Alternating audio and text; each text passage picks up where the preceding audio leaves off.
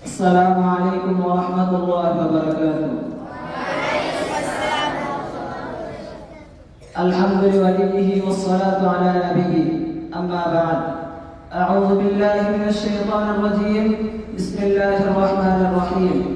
إذا جاء نصر الله والفتح. وقال رسول الله صلى الله عليه وسلم: الجهاد ماض إلى يوم القيامة. وقال النبي صلى الله عليه وسلم: দক্ষিণবঙ্গের নড়াইল সিরাজের অন্যতম খালেস দিনী প্রতিষ্ঠান মারকাজুল কুরআন নড়াইলের ছাত্র সংসদ আত-তাওহীদ ছাত্র কাফেলার উদ্যোগে আয়োজিত আজকের বক্তৃতা অনুষ্ঠান। উপস্থিত মাননীয় সভাপতি, বিজ্ঞ প্রচারক মণ্ডলী ও সুধার্ত পরিচালক, আমার সামনে উপস্থিত সবুজ বাংলার দূর দূরান্ত থেকে আগত তাওহীদি বিশ্বাসী এলেম পিপাসু ছাত্র ভাইয়েরা, সকলকে জানাই আমার আন্তরিক শুভেচ্ছা ও অভিনন্দন।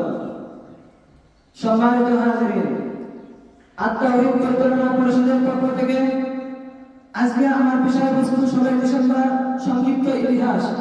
আল্লাহ তাআলা তৌফিক দান করলে উক্ত বিষয়ের কিঞ্চিত আলোকপাত করার চেষ্টা করব ইনশাআল্লাহ।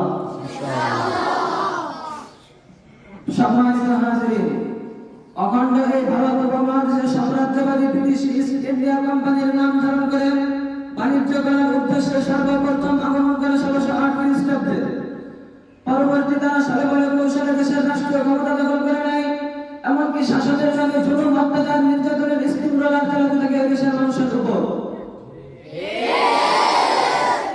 যার ফলে প্রায় 200 বছর নির্যাতিত হিন্দু মুসলিমের সম্মিলিত সংগ্রামের কারণে ইংরেজ বেনিয়া গোষ্ঠী এদেশ থেকে পালাতে বাধ্য হয়। এই বিশাল অখণ্ডময় ভারতবর্ষ ইংরেজ পালানোর পর ভারত পাকিস্তান নামে দুইটি রাষ্ট্রে পরিণত হয়। কিন্তু স্বাধীন পাকিস্তান হওয়ার পরেও এই দেশের মানুষ জুলুম, অত্যাচার, নির্যাতনের সম্মুখীন হতো। যখন পাক শাসকদের জুলুম, অত্যাচার, নির্যাতন সীমা ছাড়িয়ে যাচ্ছিল, তখন গর্জে উঠল এদেশের প্রতিবাদী জনতার রুদ্র কণ্ঠস্বর।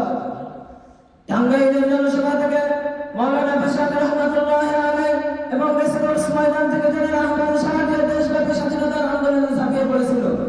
দীর্ঘ 9 মাস রক্তক্ষয়ী এই আন্দোলনের পর আমাদের অর্জিত হয়েছিল 30 লক্ষ শহীদের রক্তের বিনিময়ে এই কাঙ্ক্ষিত স্বাধীনতা।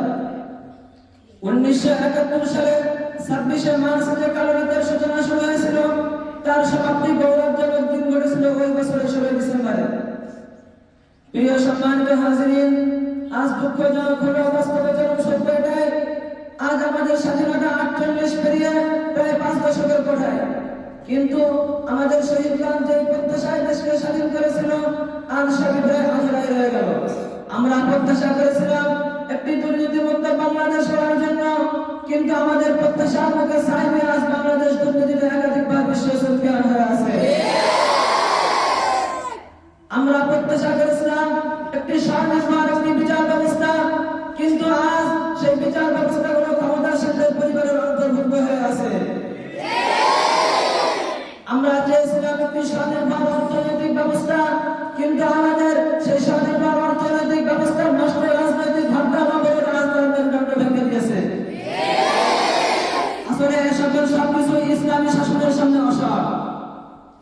আমরা ভারতের রহিম কণ্ঠে বলতে চাই, এদেশের মাটিকে যারা গোলামীর জিন্দিরে আবদ্ধ করতে যাচ্ছে, এদেশের মাটিকে যারা ধর্ম নিরপেক্ষার ঘাঁটি বানাতে যাচ্ছে, আবারও 71 সংগঠিত হবে, আবারও এই কাঙ্ক্ষিত রক্তের